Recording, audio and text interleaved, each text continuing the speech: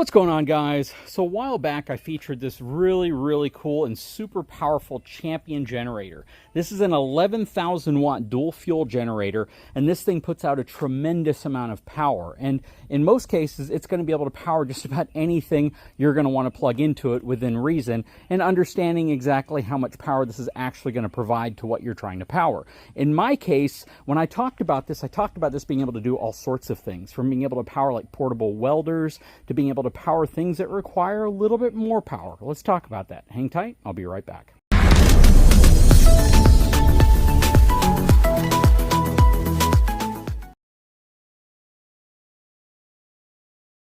So let's quickly again go over some of the specs on this. Again, this is an 11,000 watt generator on both gasoline and propane, but the actual running watts on gasoline are going to be 9,000 watts, and on propane it'll be 8,100 watts. It has a 6.08 gallon fuel tank on gasoline, and that's going to give you approximately 15 hours worth of runtime at approximately 25% load. On propane, using a 20-pound tank, which this is actually a 30-pound tank, you get approximately 8 hours of runtime on a 25% load.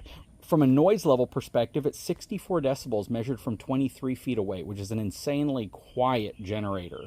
The engine is a Champion 459 cubic centimeter overhead valve 4-stroke, and it has oil capacity of 1.2 quarts. Now, from an amperage output perspective, if you're using the 50 amp RV style connection on gasoline, if you're running 9,000 watts at 120 volts, that's 75 amps worth of power output. At 240 volts, it's 37.5 amp output. And you basically take your wattage and divide it by your voltage. On propane, it's 8,100 running watts, and that's going to give you 67.5 amps on 120 volts, and at 240, 33.75. So this, again, is a tremendous amount of power. If you're talking about surge and the highest amount of power, which is 11,000 watts, it's 91.67 amps at 120 volts and 45.83 amps at 240 volts. You also have 110 outlets, multiple 110 outlets, 4 of them. You have a 120 30 amp outlet there in the bottom right, and you have breakers and fuses for everything on this. Plus you have a really cool IntelliGauge that's going to give you all the information about the usage, about the voltage, about what's going out of this specific generator. That said, to start this up, you simply put it on the type of fuel you're looking for, pull the choke out, start it up by either using the crank or using the electric start that's on board. Get this thing running, and it takes just a few seconds to get into its running mode and warm up and get started so you can plug things into it. So we're actually going to use this today, and we're going to plug the Surveyor in, which has a 50 amp connection, and we may actually try to plug both the Surveyor and the Brookstone into it. So let's check that out. So since we have a whole power system here and battery system on the Brookstone, we're going to go ahead and turn this off. So to make this work the way we want to, we've turned off the actual inverting system inside of the trailer. So basically, the power is now switched to shore power, and we're not utilizing the inverter anymore in the Brookstone. Then on the Surveyor, we don't have an inverter powering the AC unit. So we're going to be running purely off of the generator once we connect the 50 amp cable. On the top of the Brookstone, we have 3 AC units. We have an 18,000 BTU Furrion Chill Cube. Up front, we have a 15,000 BTU unit. In the middle, we also have a 15,000 BTU Coleman unit. On the Surveyor, we have a Furrion Chill Cube as well as a turbo inverter AC, and we're basically going to see if we can run some of these ACs purely off of generated power. So let's give that a shot. First thing we're going to do is go ahead and start the generator, and to do that I'm going to turn the fuel on, and then we're going to switch this over to propane. This thing is just insanely quiet for being an 11,000 watt generator. It really is. All right, so we're gonna have this run for just a minute, then we're gonna plug the power directly in. I'm actually gonna bypass the active start EMS soft start system. Okay, so now we're gonna plug it in.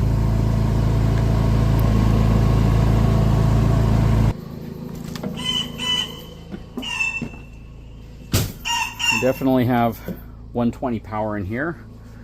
Lights are on. Let's get this bad boy started.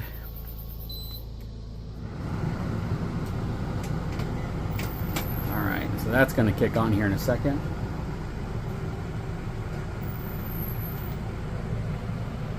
And then we're going to start the Chill Cube.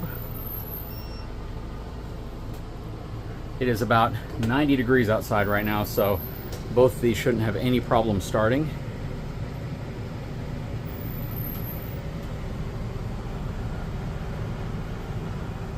All right, let's go back to the generator, see what's happening there. Okay, back at the generator. We're going to turn eco off.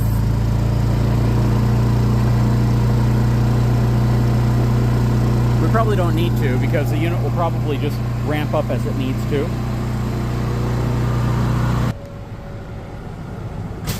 So this unit is blowing nice cold air, and the chill cube is blowing nice cold air. So we are definitely running both AC units right now off of that generator, no problem at all.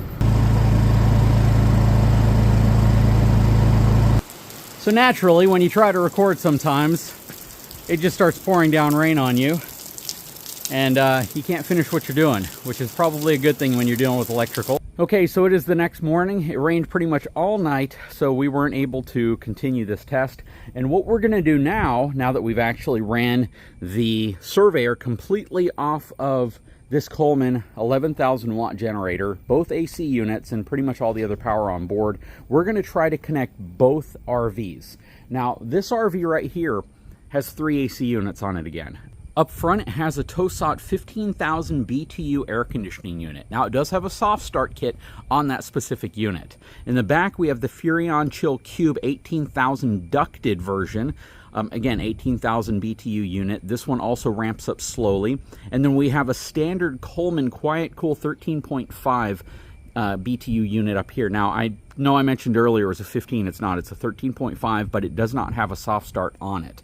What we're going to use to monitor this is actually this active start. Now, this is both an EMS as well as a soft start. So as far as ramping power up, this is designed to do it, and 2 of the ACs on the RV are also designed to do it. That's going to be critical here because we're using a 30 amp cable going to a 50 amp plug on the back of the RV. So what we don't want to do is run too much of a surge through these cables because we can actually overheat the cables, which is definitely not a good idea. So the goal here for me today is to get this generator powering both RVs and as many ACs as I can, which means up to 5 ACs at once.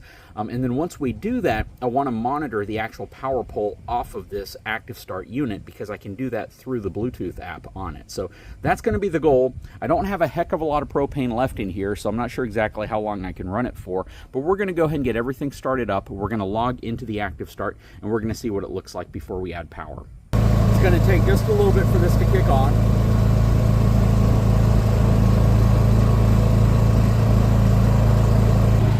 Okay, so I'm logged into the device now, and I can go to my main menu. I can see that right now, leg 1 and leg 2, I'm pulling 0 amps. Got 121 volts going to both. Okay, so I have the IC3000 inverter charger turned off right now, and that means that there's no battery power that's going to assist the generator in terms of powering the RV. So that's a big crucial step here, and the automatic transfer switch in the RV is going to switch over to the generator to be able to provide power to both RVs now. Okay, so we now have power coming directly from the generator, and we are going to turn on the chill cube because we should be able to do that now. All right, so it's at 62 degrees, so I think that we shouldn't have any problem starting this unit up.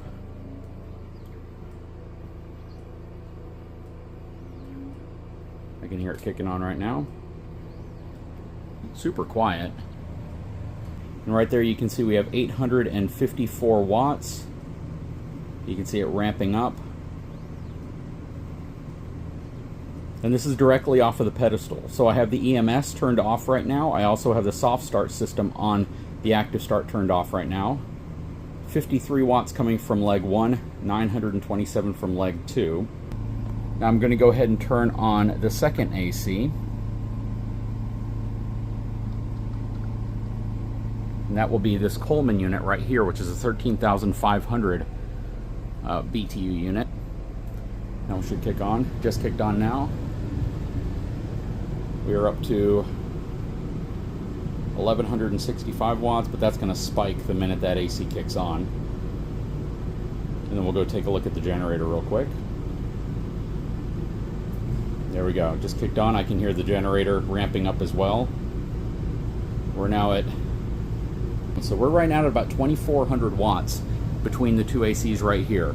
Let's go inside of the Surveyor and go ahead and kick on the ACs there as well. Okay, so we're now inside the Surveyor. We're gonna go ahead and kick on the Furrion first. And we should see our wattage spike up even more.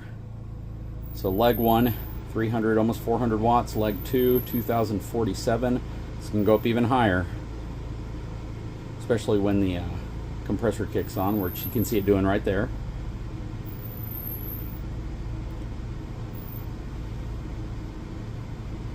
There we go. 741, 794, 814.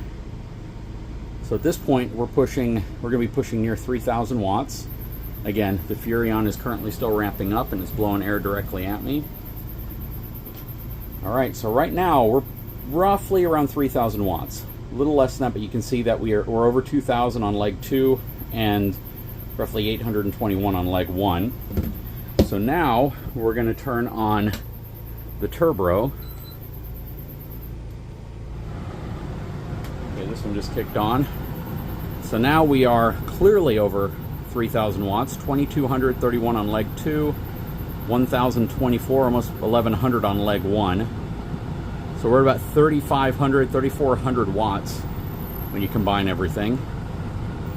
This one's going to go up more, especially because it's going to kick on when the compressor kicks on, and it ramps up too. So look at that now. So we are almost at 4,000 watts. Roughly, let's just say 3,800, 3,700 watts. But we are pushing a tremendous amount of power through here right now. So yeah, right around 4,000 watts. And we're running 4 air conditioning units. So I'm going to jump into the Brookstone and start up the last one. And as I transition over there, you can see this bad boy is running no problem at all. What this means for a lot of people ultimately is that you can run multiple ACs in multiple RVs. Okay, let's see what happens here. We're going to go ahead and turn on the turbo. This is a conventional AC. We just happen to have a soft start kit in it that was installed, but still, soft start only means it starts softly, but it's still going to ramp up. So the fan just kicked on. Check that out. Okay, I just heard the generator ramp up even more. 3,400, 3,500, 2,000. We are 5,500, 5,600 watts running now. 5,700, all off of the generator, which is powering all of this stuff, no problem at all. And again, this is to give you kind of an idea when people say, man, I'm not sure if that's going to power everything I have. This thing will probably power everything you have. It is absolutely insane how well this thing is running. Let's go check it out real quick before we shut everything down.